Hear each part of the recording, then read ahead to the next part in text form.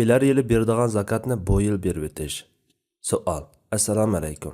Kelar yili beradigan zakatni bu yil bersak bo'lamdi? Javob. Va alaykum assalom va rahmatullohi va barakatuh. Barliq hamd sana Janobi Allohga bo'lsin. Shundaqla payg'ambarimizga, oila tavobatlarga va uningga toki qiyomatgacha ergashganlarga durud salomlar bo'lsin. Ma'lumki, ulag'larning, pullarning va savdo tovarlarining zakati bir yil o'tish bilan vojib bo'ladi. Vacib bo'lishdan ilgari zakatni berib o'tish masalasiga kelsak, zakatni oldin berib o'tishni taqozo qiladigan jiddiy bir ahvol bo'lib qolganda.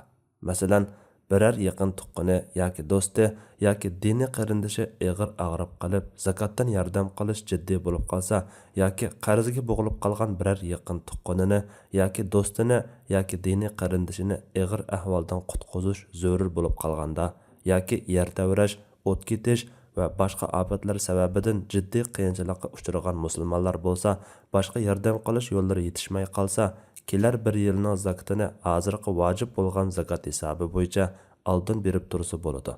Ammo kelar yili zakat vojib bo'ladigan vaqt kelganda, qo'lidagi iqtisod o'tgan yili zakatni oldin berayotgan chog'dagidan ortiq bo'lsa, zakat berilmagan iqtisodga qayta zakat berishi lozim. Rasululloh sallallohu alayhi va sallam jiddiy zarur bo'lganda Abbos radhiyallohu anhudan 2 yilning zakatini oldin olgan. Abu Hurayra radhiyallohu anhu rivoyat qiladi-ki, Rasululloh sallallohu alayhi va sallam mundaq degan. Abbos ibn Abdul Muttalibga kelsak, u Rasululloh sallallohu alayhi va sallamning tag'isidir. U zakat uning bo'ynida. Uning bilan uningdek yana bir hassami billa dedi. Imom Ibn Taymiya rahmatullohi alayhi mundaq deydi. Zakat berish vojib bo'lgan kishi kelar yillarning zakatini oldin berib o'tish masalasiga kelsak, Imom Abu Hanifa, Shafi'i va Imom Ahmad qatorliq ko'pchilik olimlarning nazarida joizdir.